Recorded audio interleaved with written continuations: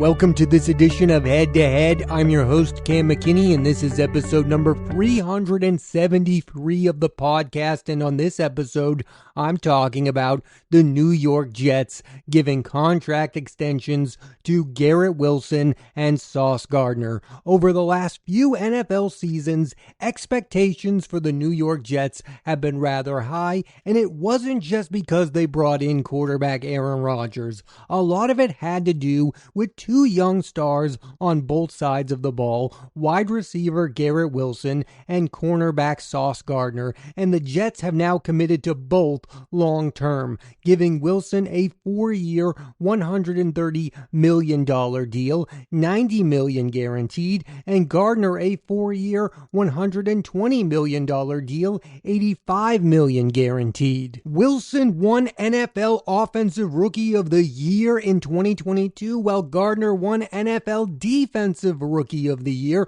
also in 22. He's been a 2-time Pro Bowler and a 2-time All-Pro in 22 and 2023. So with these two talented young stars on the roster, what exactly have the Jets done since they joined the team? They've had a less than stellar 19-32 record, yet despite that, their presence on the team has you believing they are headed towards the right direction. This is why everyone was high on the New York Jets. This is why everyone thought the Jets were a quarterback away from becoming a Super Bowl contender because of these two talented young stars. When I heard about these two signing extensions, I was a tad surprised because it's the Jets, and I thought because of all of the losing, these two wouldn't want to commit long-term to the team. From an outside perspective, it does feel like a dysfunctional situation. The last few years, they never seemed to pick the right coach.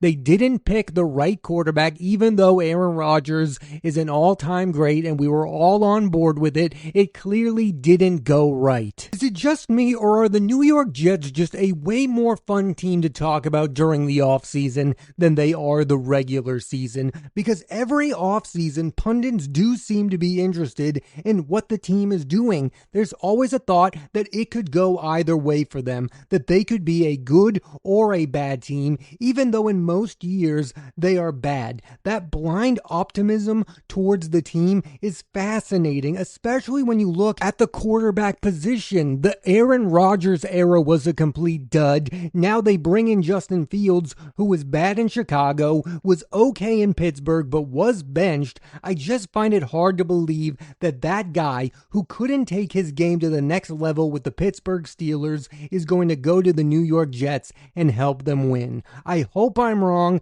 I do think he has untapped potential. As good as I believe Wilson and Gardner are, the season for the New York Jets is going to come down to Justin Fields and if he can turn his career around, which is a big ask for a guy to turn his career around with the New York Jets. I mean, when has that ever happened? It usually goes the other way. Who's the last quarterback you can remember who had a career best year with the New York Jets? Maybe the Ryan Fitzpatrick era? I mean, you have to go that far back. Zach Wilson, as a young quarterback, was bad with the Jets. Sam Darnold before that was bad with the Jets. Aaron Rodgers, a multi-time winning MVP quarterback who is a no-doubt future Hall of Famer, had his career worst 2 years with the New York Jets. Looking back at it, it really is wild that Rex Ryan was able to lead the Jets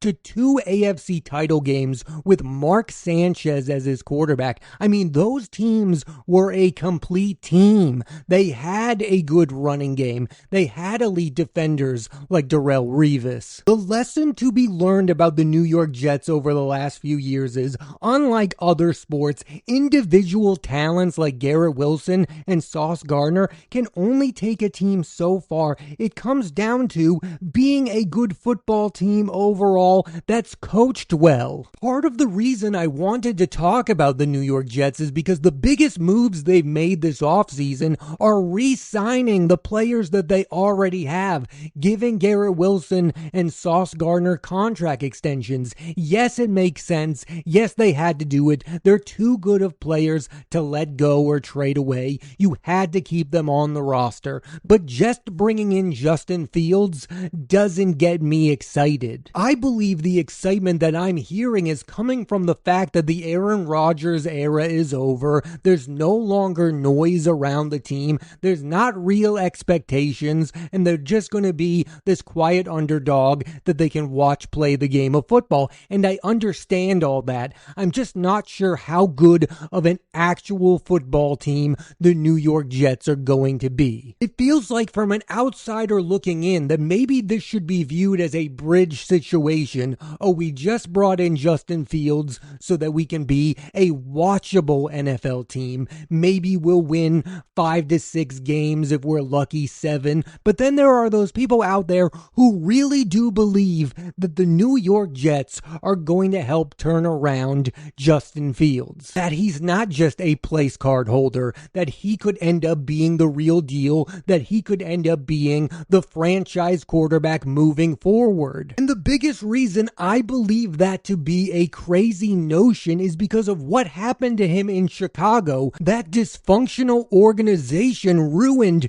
the beginning of his NFL career, and now you think it's going to turn around when he's joining another team that's historically a mess when it comes to young quarterbacks? I was way more excited about Fields joining the Pittsburgh Steelers than I am about him joining the New York Jets. I mean, he was walking into a situation with Mike Tomlin as his head coach. Maybe the Pittsburgh situation is going to help him navigate success with the New York Jets. I just don't see it that way. One of the major reasons that there's optimism towards the New York Jets is because the AFC East, other than the Buffalo Bills, feels wide open. I mean, you have the New England Patriots, who have been the dominant team in the past, but they're in a bit of a rebuild situation. Yes, they have a new head coach in Mike Vrabel, who's had success, although his last few years in Tennessee were bad. He has Drake May as his quarterback. We just don't know what we're going to get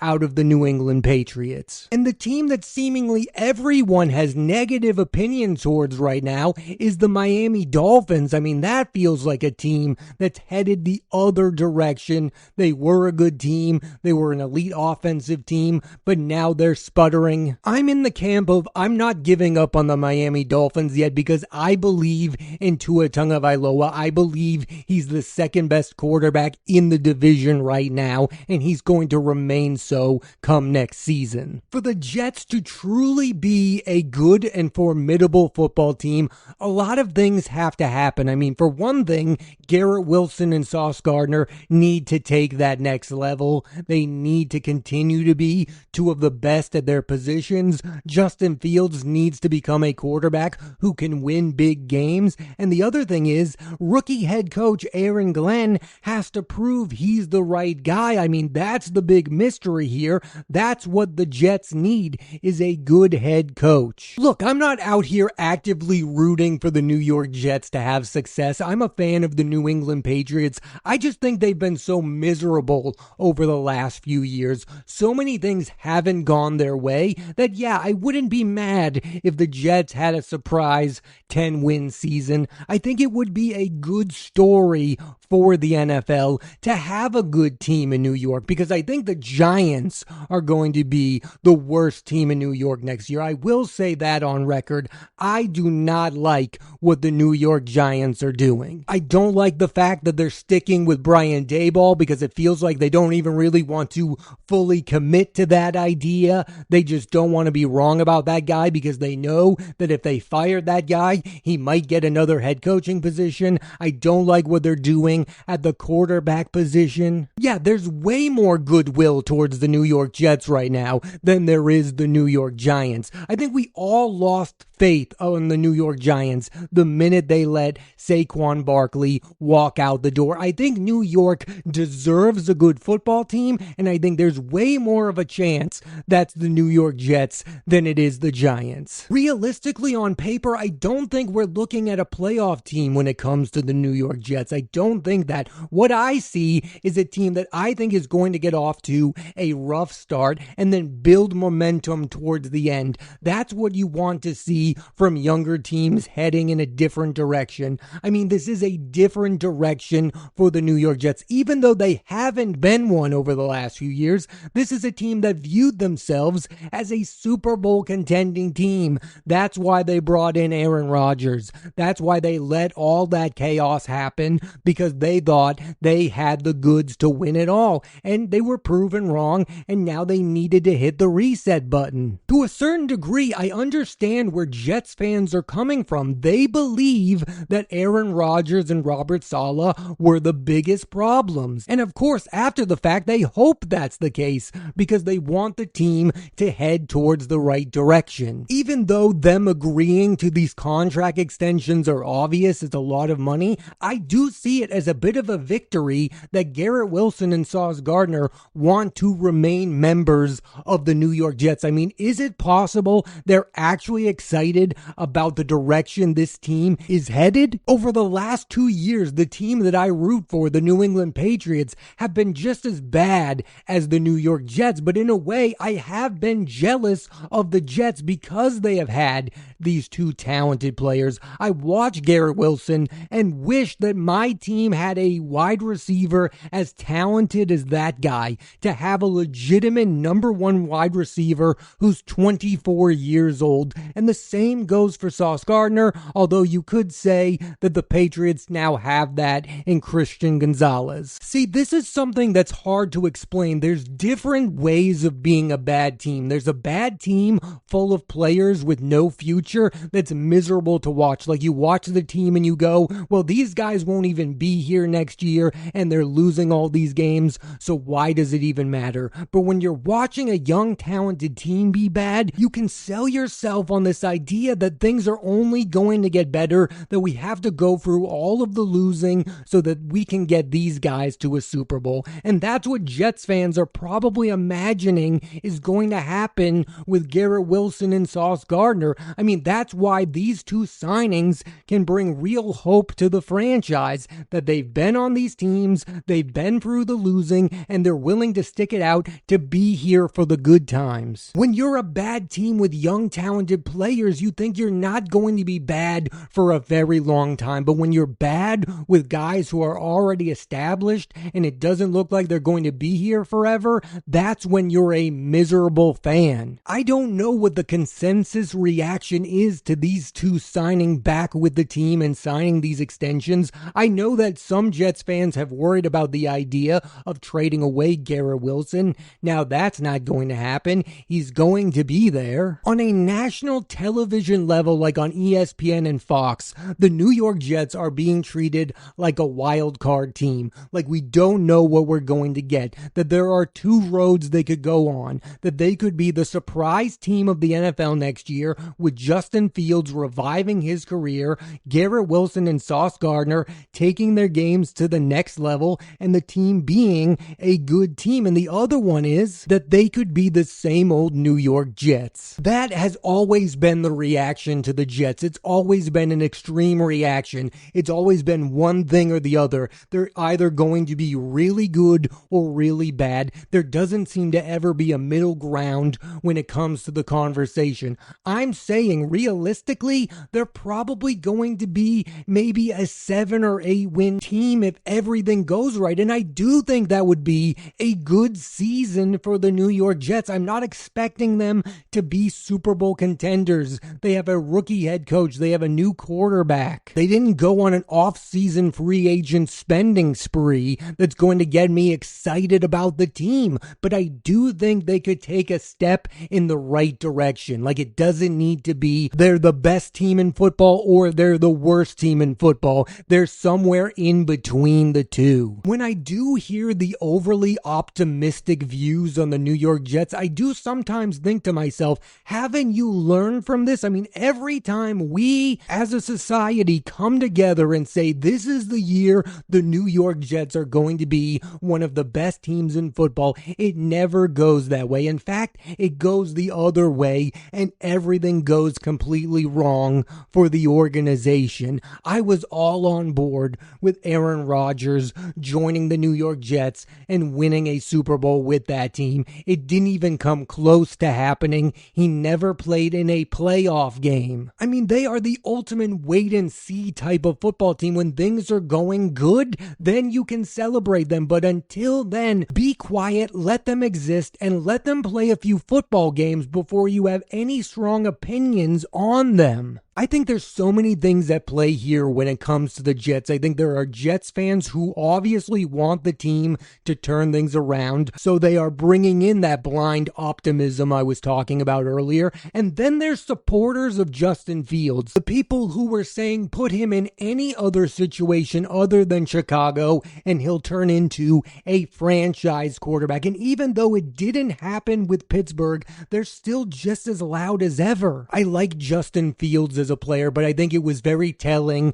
that Mike Tomlin was more trusting of Russell Wilson last year than he was of Justin Fields. I mean, just remember how bad Russell Wilson was with the Denver Broncos. Now, I think in his last year in Denver, Russell Wilson was a lot better, but in his first year there, he was terrible. When it comes to Justin Fields, I would feel way more better if he was in a better situation. Like if he was on the San Francisco 49ers, I would say, yeah, he could lead them to the playoffs. He could be a starting quarterback on a team like that, a well-run organization with a great head coach that has a history of winning. I guess at the end of the day, I'm just baffled by the amount of people who are okay with this marriage between the New York Jets and Justin Fields. It just doesn't feel to me like it's going to work out in the end. I hope I'm wrong. I really hope he finds success and takes his game to that next level and shocks all of us, or at least the ones not on board. I hope I'm wrong, but personally, I don't think I am. The other thing about having young players on your team, like Garrett Wilson and like Sauce Gardner, is that you believe they're going to get better the further on they are down their careers. They also have a running back on the Jets in Breece Hall. He's a very good running back. So yes, by that logic, you can get yourself to believe, well, if they're going to get better as players, the team is only going to get better as a team. And normally I am on board with that message, but the NFL really does come down to two key positions. Do you have a good quarterback, and do you have the right head coach? And the Jets are question marks in both of those positions. One, because I've never seen Aaron Glenn be a head coach before, and two, I've never seen Justin Fields be a very good starting quarterback in the NFL. I get a feeling from the Jets and their fan base that they just want to move on from what's happened over the last few years, and that's something that they're excited about because there has been all of the noise about Aaron Rodgers and his appearances on multiple shows and what he's said about the organization, and it's just been a lot of chatter about the team, and it hasn't always been about football. During the offseason, every fan base has faith in their team that things are going to get better, right? You go into the year and you think, wow, maybe my team is going to be good. Maybe they are going to be a playoff team. I just believe that year after year, no fan base is louder than the New York Jets because they've been through so much losing. They've been through so many ups and downs. They finally think they've got it. Every offseason, they feel like they've won it, and things never end up going their way. Again, I don't necessarily believe it's going to happen, but I do believe it would be a good story in the NFL if the Jets were a very good football team because they've had this quiet offseason. All they've really done is change their head coach, bring in a quarterback, and re-sign these two young players who have a lot of potential in them to become even bigger stars. I don't know. I just hope the optimism translates to the regular season. I want to see the Jets win 7 or 8 games. Let's not go crazy now. I don't want to see them win 10 games and make the playoffs. I'm still a fan of the Patriots, but I really do believe it's a toss-up of which of those two teams is going to have a better record come next season. I mean, the Patriots have the young quarterback in Drake May, who they believe in, but the Jets have the young, talented Garrett Wilson and Sauce Gardner. And not to end the podcast on a sour note, but there's also the possibility that both of them are still really bad football teams. But it's the offseason, so but for now we can ignore all of that. I'll end talking about Wilson and Gardner because I think that they don't get talked about enough because they've been on a bad football team. The thought was Aaron Rodgers is going to come in, we're going to win a lot of football games, and these two will become superstars, and that hasn't happened because the Jets haven't been good. I don't know if it will be next year, but the minute the Jets do turn things around, you'll hear more and more about Garrett Wilson and Sauce Gardner. This was a victory re-signing these two players. Thanks for listening to this edition of Head to Head. I'm Cam McKinney, and there'll be a new episode of the podcast every Monday on Apple Podcast and Spotify, so please rate, review, and subscribe.